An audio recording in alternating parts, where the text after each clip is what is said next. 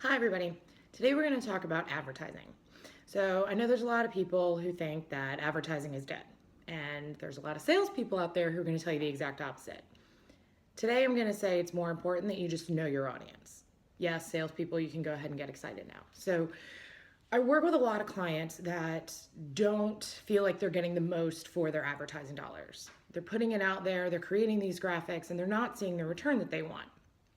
So there's a few simple questions that I always start off talking to them about. One of those is, what's your goal?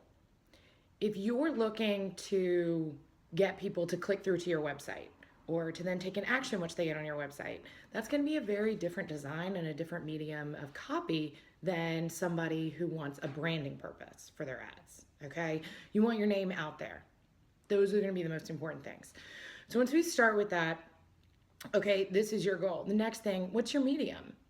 Are we going to do print advertising or are we going to do digital advertising?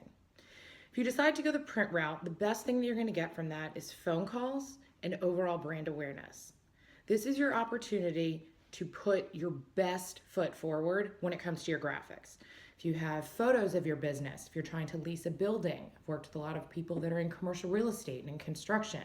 If you have an event that you want to be able to showcase for people and really see this is everything that we have to offer, print's a really good option for that.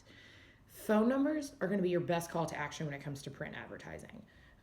It's a lot easier for somebody to remember a set of digits than it is for them to go to their phone if they're looking at it on their phone, go to a website browser, type in a full long URL. It ends up kind of detracting people a little bit more from taking that action, whereas a phone number, they can immediately hit it and call. They can get more information. They can see what you can do for their business. Now, digital, which is what most people tend to want to work in, is also one of the most tricky to work with. So you can go to social media, and a lot of people consider that to be free advertising.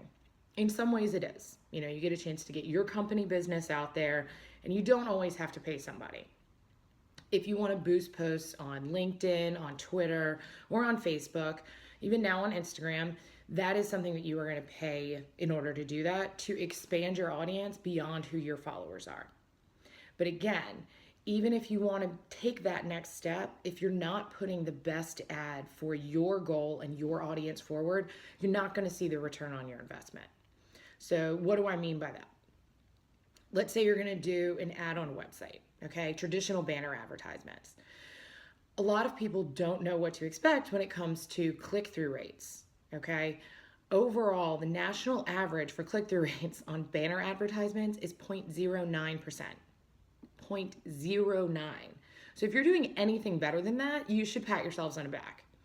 Yes, this is a pretty low bar to be setting for us, but this is where the industry's at. I mean, think about it from the consumer perspective. You see digital ads on every website you go to. They're now popping up on Facebook. Every time you go to Google, anything you search is then following you around the web with all those little ads popping up on the sidebar on your websites that you're scrolling through.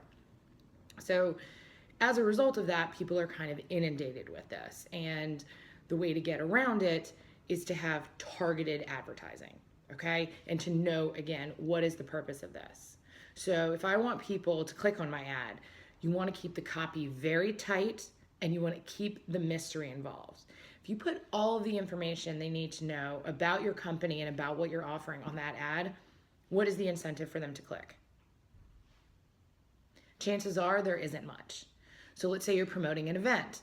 If you want people to buy tickets, don't put the time of the event on there. Don't put the ticket price. Don't put either one of those. Put a button that is buy tickets now, learn more, click here. That will send people to that website.